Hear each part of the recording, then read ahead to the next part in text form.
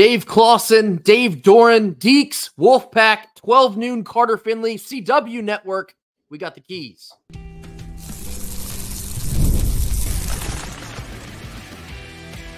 You are Locked On Wolfpack, your daily podcast on the NC State Wolfpack, part of the Locked On Podcast Network, your team every day. What's up, Wolfpack Nation? It's time to get locked in with Locked On. Thanks for making Locked On Wolfpack your first listen each and every day.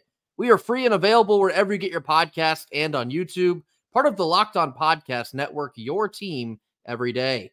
Today's Friday sponsor is FanDuel. Place your first $5 bet, and you can get started with $200 back in bonus bets, guaranteed. Head on over to FanDuel.com in order to get started. Happy Friday to all. As always, I'm Grayson Boone, joined by former Wolfpack defensive tackle Kenton Gibbs. Kenton, we're resuming ACC play. We have the Demon Deacons of Wake Forest joining us in Raleigh, 12 noon in Carter Finley. On the CW Network, we have our Dark Magic yet again for a second straight week. What will it take to avoid an upset against Wake Forest? Well, let's dive into Kenton's keys. So statistically speaking, NC State has been one of the slowest starters in the nation. Of all FBS teams, I believe we're somewhere in the 120s or somewhere in the hundreds in terms of scoring in the first quarter. We have to get off to a fast start. You have to execute early. Here's the thing. With all due respect, Wake Forest has not played a single road game yet. And what's their record, Grayson? 1-3. 1-3. They have not left home yet. And they are accustomed to losing 3 times as much as they win. That is a team that is on the brink of being fully demoralized, of being fully, hey, we give up, we give in, we can't compete.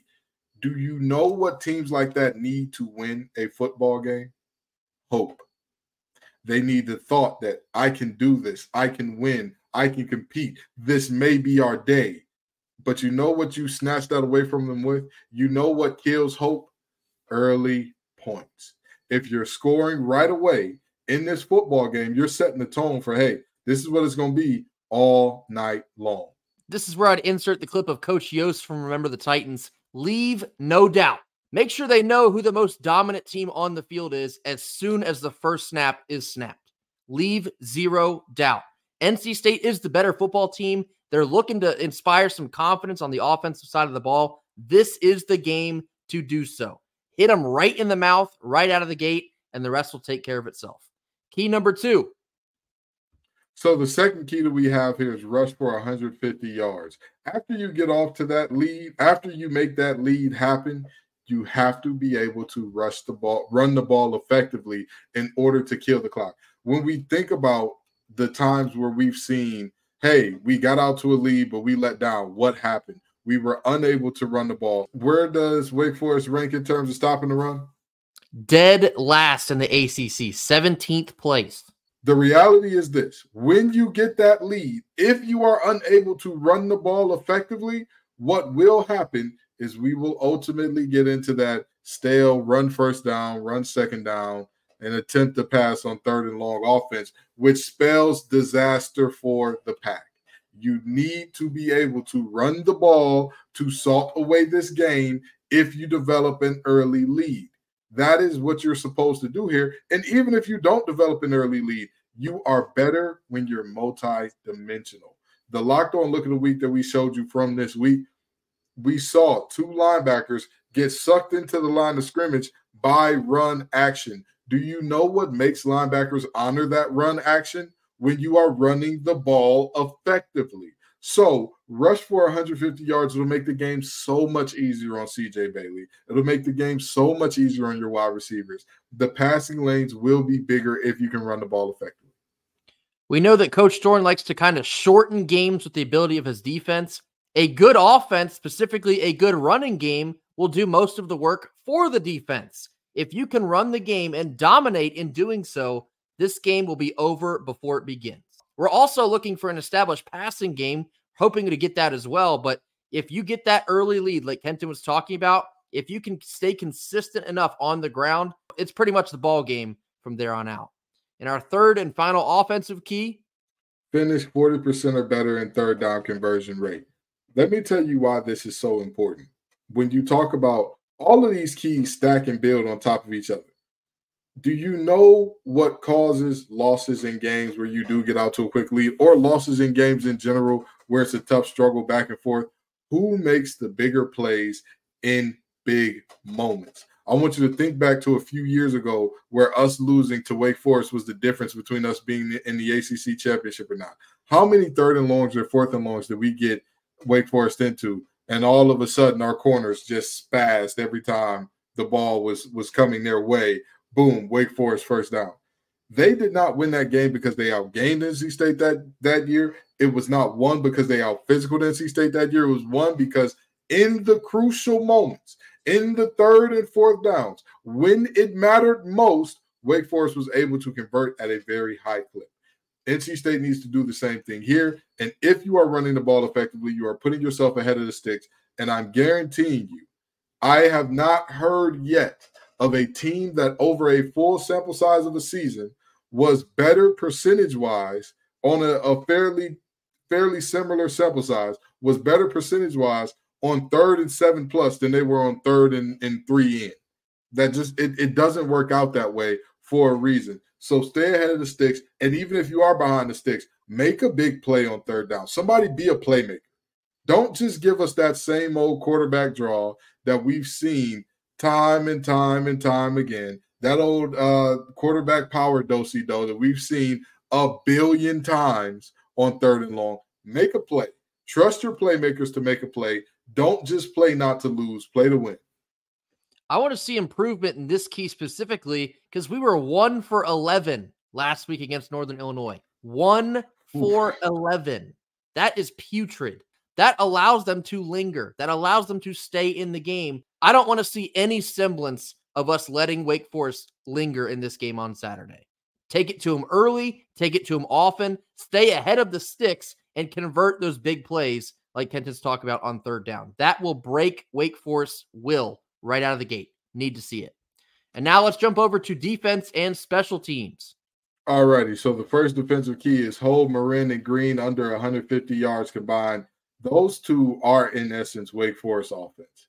Running the ball, they're not very effective, and this is where their quarterback feels comfortable. These are the guys that are the elder statesmen in those pass-catching rooms, and Brockenmeyer feels comfortable going to these two, and rightfully so. These are both playmakers that feel like they've been a thorn in NC State's side for forever and a day. If you can hold these two to a rough outing, if you can hold these two to a less than explosive game, I am telling you right now, to me, of all the keys, this one is the biggest, and I would venture to maybe even bring this one down to 100, maybe 125, but I'm almost guaranteeing if you hold these two under 100 and you lose this game, that was an act of God, and you cannot do anything about that because these two are, as I believe it was Barry White would say, he's their first, their last, their everything offensively. This key is literally as simple as it gets. This right here is your ball game. If you can stop their only two main threats on offense,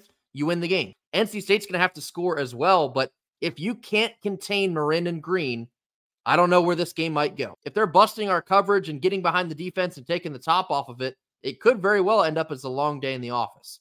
This is the biggest key of the game right here. Both sides of the ball. This is it. If you stop these two guys, you win easily. And our second key. The second key is sack Bachmeier 3 times. Grayson, how many times has Bachmeier been sacked so far this season? I think it was 10, if I'm not mistaken. Through 4 games, 10 sacks. That means you're averaging 2.5 per game. You are giving up 2.5 sacks per game. You have to get home. You have to get home to this in this game because Bachmeier he's a senior, super experienced guy, been around the block, seen it all, done it all type of guy. He may not have seen it all and done it all at Wake Forest, but he's played a lot of football. The only way to make a guy like that uncomfortable is not just to apply pressure, but to make tangible change in the offense's drives based on getting to him. And how do you do that? Get there and collect the sack. We need the juice from Davin Vann. We need the juice from Shirley. We need the juice from Fordham and these linebackers when they're coming on dogs. If a safety is involved in the blitz, we need it from them too. The reality of this thing is simple. Pressures are good, but sacks end the play altogether. I need to see a few good sacks here, and I'll feel comfortable about the defense's performance. Achieving key number 2 is a great way to ensure that you also achieve key number 1. If you're getting in the backfield, you're forcing bad throws, or possibly he can't even get the throw off because you're in his face. If he can't find his weapons through the air, they stand no chance. No disrespect to their running back in Claiborne, but they're not going to beat us on the ground. If Wake Forest is to beat us, it will be through the air. Get in the backfield, get in Bachmeier's face, and give him hell for 4 straight quarters. And our last defensive and special teams key. The last one is force 8 negative plays. Get these guys behind the chains. I am telling you right now, the reality of this thing is simple.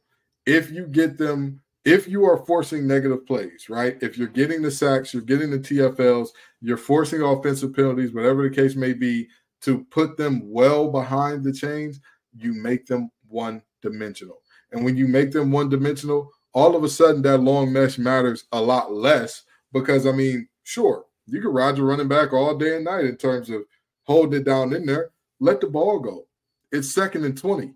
Big whoop. It's 2nd and 14. Big whoop. Even if we give you 4 to 5 yards here, you're still in a 3rd and 9 situation. So you need to force negative plays here because if you are getting them behind the sticks, if you are getting them behind the chains, you are putting yourself in a position where you know what is coming. And I am here to tell you, folks, no offense is better when they are purely one-dimensional, no threat of the other thing coming. That's just not how it works. There are some offenses that maybe need to make better decisions and calibrate how they're balancing out run and pass, but there's not a single offense or not a single offensive coordinator that would tell you, hey, we are better when we know we are not going to run the ball at all, when the defense knows the pass is coming. That's just not how it works. The full synopsis of all 3 of these defensive keys is just to dominate. That's really all it boils down to.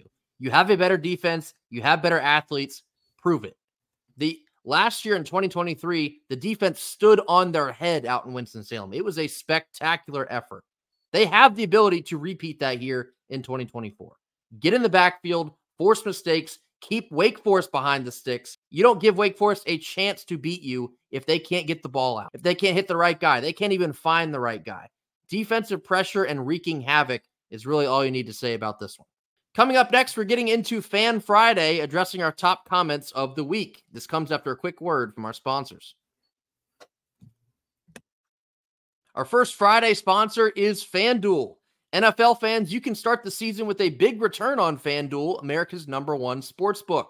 When you get a hunch in the middle of a game, you can check out all the latest stats, view live play-by-play, and so much more on the very same page that you're placing all of your bets. You'll get started with $200 in bonus bets guaranteed when you place just your first $5 bet. If you're taking NC State to cover their first spread of the season, head on over to FanDuel.com in order to get started. Middle portion of our Friday show. It's now time for Fan Friday, addressing our top comments of the week. Here we go. First one comes from Red Wolves Forever on YouTube. They say, I like Anai, but when he came to the Pack, he was known for more of an air raid offense. Even with our struggles at quarterback, I'm confused as to what is holding him back. Well, Red Wolves, you're preaching to the choir here, man. When we did sign on Robert Anai to come to NC State and be the offensive coordinator, as we all do, we go back and look at his resume, look at some of his accomplishments, the players that he's presided over, and you come to understand that he is predominantly an offensive coordinator that loves to spread the field via the air. He comes from the Mike Leach coaching tree, and we all know that Mike Leach, he's going to sling the pill. When you look at NC State's offense last year in 2023, you kind of grapple with, okay, we didn't quite have the personnel. Wide receiving room was not very good outside of just one weapon in Casey Concepcion. Then you have this offseason coming into 24, and you're like, okay, Noah Rogers, great. Justin Jolie, great. Wesley Grimes, we're going to spread the field like crazy. We're going to be able to bomb it down the field seemingly at will. We're now entering week 6 of the college football season, 0 for 5. Have not done it once, and to be honest with you, haven't even come close to spreading the field effectively once. Is it lack of confidence in said personnel? Is it too much determination in trying to establish the run game, Kenton? I don't know. Because we're at the midway point of the season, I'm starting to run out of thoughts here. I don't know what to make of this because we're supposed to be air raid. We're not really much of anything. You're right. I mean, I don't know what else to say other than you're very right. I'm also confused here because if you look at this wide receiver group, right? If you look at this pass catcher group, I'm a firm believer in, hey, get the ball to your playmakers in space, but also don't do it in a very predictable nature. And that to me are two things that it shouldn't be the hardest thing in the world to do. It shouldn't be the hardest thing in the world to draw up a concept that, we look at and, hey, this is something that we know they like to run this defense. When we see this look, we're going to go to this. It shouldn't be that hard, and yet it's feeling a little bit like rocket science here. And another thing I'll say is this. I understand that Anai has struggled some as of late. But early in this season, he really was drawing up plays that, I mean, if we cannot hit that, I understand some of the apprehension to throwing the ball. My only question is, what's your alternative? That's my only question. I get it. We saw a quarterback start the season off just very roughly.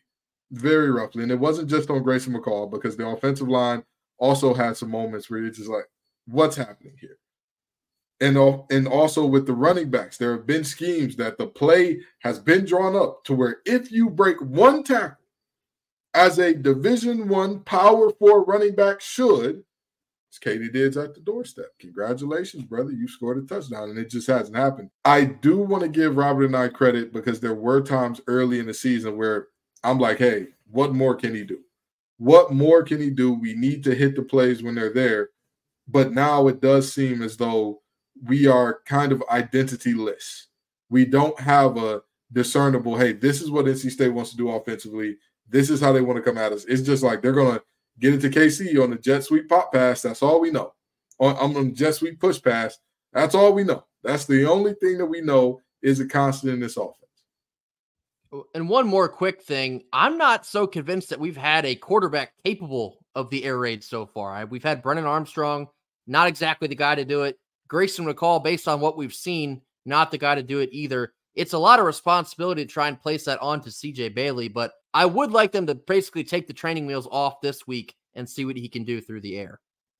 Next one comes from Zach Hare on Twitter. He says, why does everything seem so complicated under Anai? We have no identity or consistency. How can this be fixed? And then in parentheses, I miss Finley to Harmon back shoulder fades. Zach, you're telling me, brother. I think sometimes we often forget how good we truly had it when we had guys like Ryan Finley or even Devin Leary.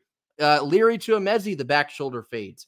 How good does that sound right now? It feels like almost impossible based on the offense we've seen these last two seasons. But Robert Anai, another thing that comes with his style of offense, there is a lot of motion. There's a lot of guards pulling. There's a lot of things that have to hit perfectly in order for the offense to fire on all cylinders. Sometimes I do think it gets a little bit overcomplicated, and I think that's one of the main things you saw in the back half of last season. They took out all the complicated stuff, left in all the simple things, and that's where we started to find success. So that might be the very same thing you're going to need to see the rest of this season, and especially with CJ Bailey at quarterback. Don't make things overcomplicated. Just simplify things, get the ball to your playmakers, and the rest will sort out itself. The reality is very simple in terms of a consistency or identity. And I know that this is going to sound crazy, but it's simple to say, it's hard to execute. The way to build that identity, the way to build that consistency is simply stick to something. Stick to whatever it is. Say, you know what? Damn the torpedoes. This is who we're going to be. This is who we're rocking out as, come hell or high water. We don't have that at the moment. What that would look like ideally for this team, because you do have your struggles in terms of running the ball with, again, our backs haven't broken a bunch of tackles. You know, that's always going to make it tough in the running game. But even beyond that, Robert and I said, hey, it's a 9-guy effort in the running game. Everybody else has to do their thing to create space, which wasn't exactly happening. And then in the passing game, the wide receivers and the pass catchers are doing their part. I have not seen any drops that left me saying, boy, you've got to come up with that. You've got to help this guy out. I haven't seen too many of those, but the protection and the QB decision making or ability to get it there sometimes has left a lot to be desired. Next one comes from Boutique Hunter on YouTube. They say playing conservative creates a sluggish, non-confident mindset for your offense. Scoring builds confidence. Confidence is all this team is lacking, but unfortunately, you have to try to score to build it.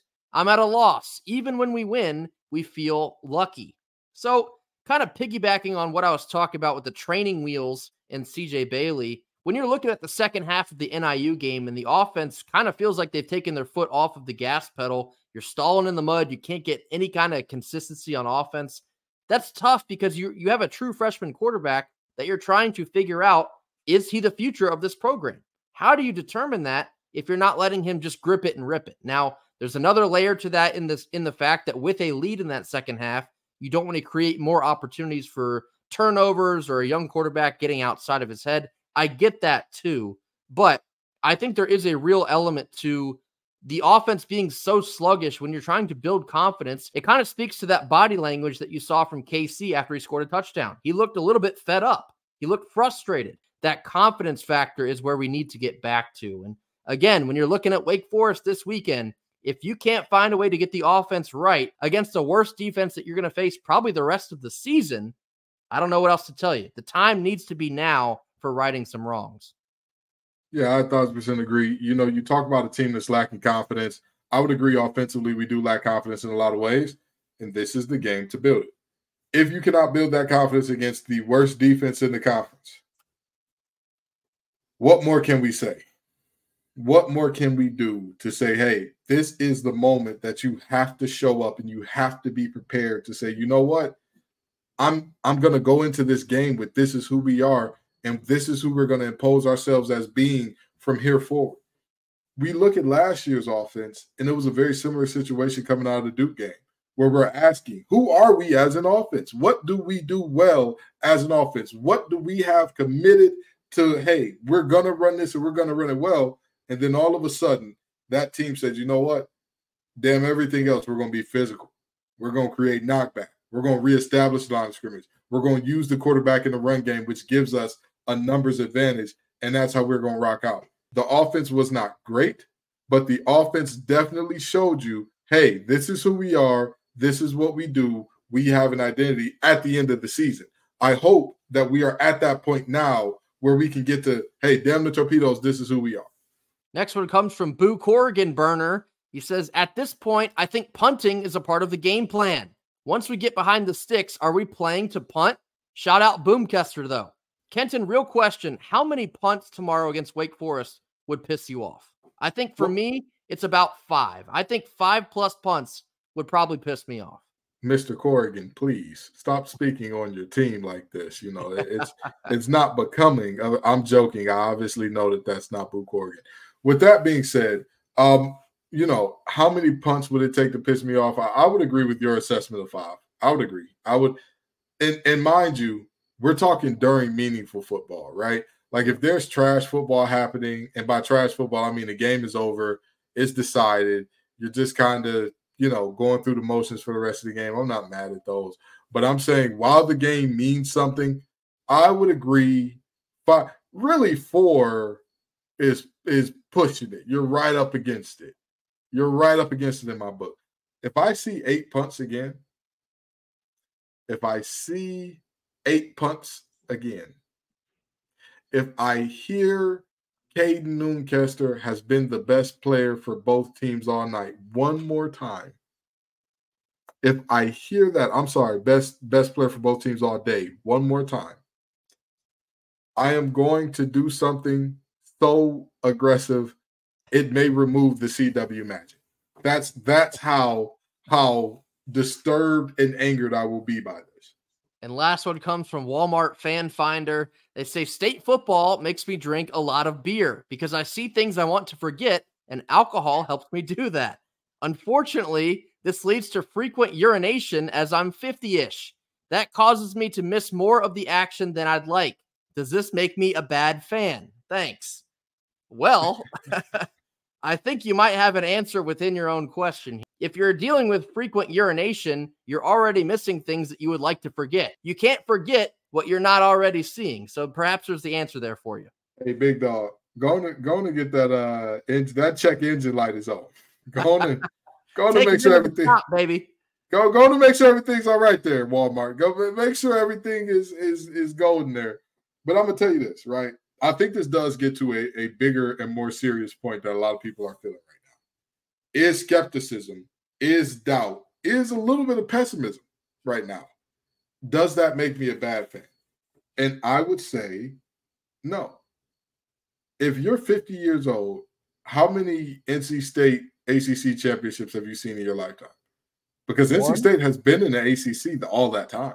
Maybe one. The last one was what, 79? Did they win it with Lou Holtz? I feel like they won it with Lou Holtz. But either way it goes. Either way it goes.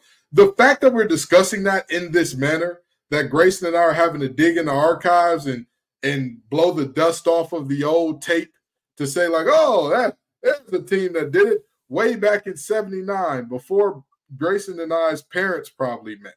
That's how long ago this was. So, we're looking at a situation where feeling the way that you feel, where Wolfpack Nation being upset, being a little dejected, I get it. And I get it because our expectations coming into the season were ACC championship. And we can acknowledge that Doran has taken this program to heights that it has not seen in terms of consistency in winning, but we can also acknowledge that when is the spike year coming? When is the big year that we all look back at, the banner year, the year where we invite this team back 10, 15, 20 years from now saying, hey, there goes the 2025 team. They won an ACC championship, second NC State team ever to win double-digit games in the season. When is that year coming? Frustration doesn't make you a bad fan. Having doubts doesn't make you a bad fan. That's all rolled into a part of what it means to be a fan. If you have not been frustrated by the play you've seen out of NC State, there's something a lot more wrong with that than there is being frustrated. 1,000,000%. The offense has been putrid. And all offseason, we talked about how good the offense would hopefully be. So when you roll out into the regular season and it looks nothing like you expected it, you should be irritated. You should be pissed off. You should be wanting more. I don't want to play fan police here, but you should be irritated by your team playing poorly. That's what fans do. Fan is short for fanatic. We get all banana shape when we're only putting up 21 points or 24 points against Northern Illinois. Everyone wants to see us do well. Everyone. The people that are on the Sunshine Squad or the people that remain down in the dumps at all times. You got to find a way to meet somewhere in the middle. The season's not over, but we haven't played well at all. There's truth on both sides. So take the good with the bad. That's what being a fan is. You appreciate the good. You dwell sometimes a little bit too long on the bad. That's why we do this thing. And Grayson, this reminds me of a quote from my mom that, I say on this show all the time, and I know she's listening. Love you. The reality is simple. It is the worst thing in the world that you can be is the man that nobody expects anything from. Yeah. When you don't have the ability to let somebody down and disappoint them, that means that you have consistently done that at a level that's the norm and that's the expectation. Okay. So if you are upset with this team and all that, that is a sign that we're moving in the right direction, or at least we are in a place where, hey, we are disappointed in this play, because that hasn't always been the case. Mind you, I was a part of a 3-9 team in year one. I was a part of that. Okay. Granted, tore my Achilles and redshirted. I was still part of that team. So, I'm very well aware of where this program has come from and what this program has been historically. And again, I understand that you're on the upper end of mediocrity. That's not very great. But again, a lot of things that Doran has done, he's built up expectations. You have to capitalize and meet those expectations at some point. Because again, it's not like anybody is aiming to lose. Everybody's aiming to win a championship. Everybody, every year's goal is to win a championship. What are you doing to separate yourself? What are you doing to be different? What are you doing that you look back at and you say, we won it because we did this that everybody else was not prepared for? Coming up next, we're going to round out our Friday show with our final thoughts and our score predictions ahead of the Wake Forest matchup on Saturday. This comes after a quick word from our sponsors. Our second Friday sponsor is Gametime. Gametime has a new feature called Gametime Picks that makes getting tickets for your favorite live events even easier than ever before. Gametime Picks filters out all of the fluff to show you only incredible deals on seats, making it that much quicker to search through thousands of tickets. The curation of Gametime Picks makes it easier to save more on sports, concerts, comedy, theater, you name it, they got it. Toggling their all-in pricing feature on the app will show your total upfront, so you receive zero surprises at checkout. And as always, you get that panoramic view of your seat in the app before you buy, so you know exactly what to expect upon arrival. Take the guesswork out of buying tickets with Gametime. Download the Gametime app, create an account, and use code LOCKEDONCollege for $20 off your first purchase. Terms apply, and again, create an account and use redeem code LOCKEDONCollege, LOCKEDONCOLLEGE for $20 off. Download Gametime today. What time is it? You already know. It's game time. Last couple minutes of our Friday show. Now time for our final thoughts and our score predictions ahead of this Wake Forest matchup tomorrow. 12 noon on the CW network. Wake Forest visits us in Raleigh. Carter Finley. Kenton, give us some final thoughts before we kick this thing off. Final thoughts is this game is so mercurial because NC State has been so mercurial. I don't know which version of the offensive line is going to show up. I don't know which version of the defense is going to show up. But what I do know is CW magic abides. And with that in mind, I have faith in the Pack to get this one done. And plus, this is Wake Forest's first road game of the year. I'm not sure what the crowd is going to be like. I'm not going to lie and say like, oh, I know exactly how Wolfpack Nation is coming. Because, I mean, objectively speaking, if you were there for the end of last game, you'd be lying to say like, oh, yeah, it's going to be a ruckus environment. But what I do know is, again, this is a game that we have, if we are to have the season, not that we originally envisioned, but even that as expectations have kind of reset after those first two games, if we're even to have that type of season, that 7-8 win type of season, you need to get this one because you're not going to have many that are, you're going to only get tougher teams from here, with all due respect to Wake Forest. That's just the reality of what we're seeing versus what's coming down the pipeline in the future. Yeah, projecting out the rest of the regular season, this is probably the easiest game that we have left of the 7. Wake Forest is just, quite frankly, a bad football team. They don't play much of any defense. Their offense is okay, but I don't think they're anything that our defense can't handle. There is food on the table here, and the Wolfpack need to clean their plate.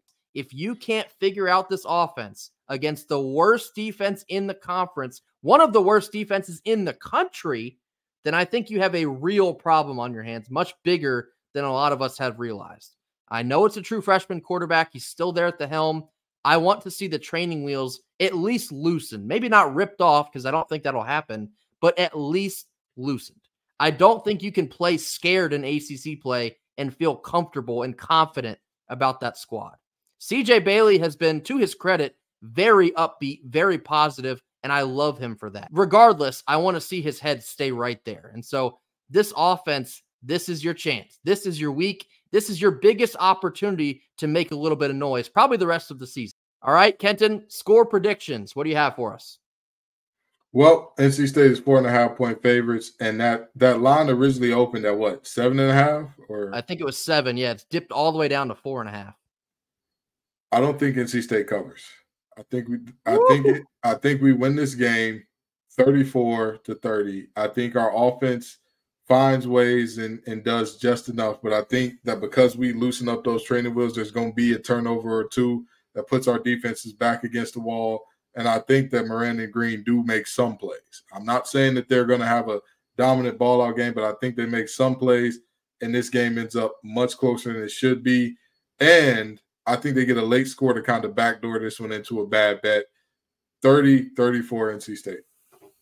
I told you on Wednesday that I think this game stinks. I'm here again to tell you on Friday, I think this game stinks. I'm with you, Kenton. I don't know if NC State's going to cover this football game. I think, unfortunately, it has the feel of a game that ends up a lot closer than it probably should be.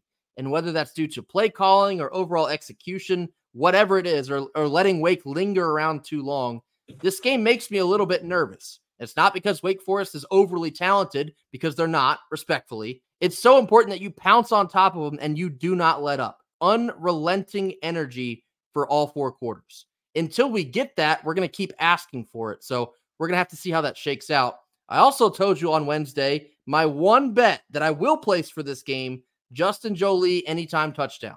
I'm keeping Granny locked in the cage until it happens. I need to see it. Go see the lady, you degenerate. Go see the lady, you degenerate. Go get you into some therapy. Call that line.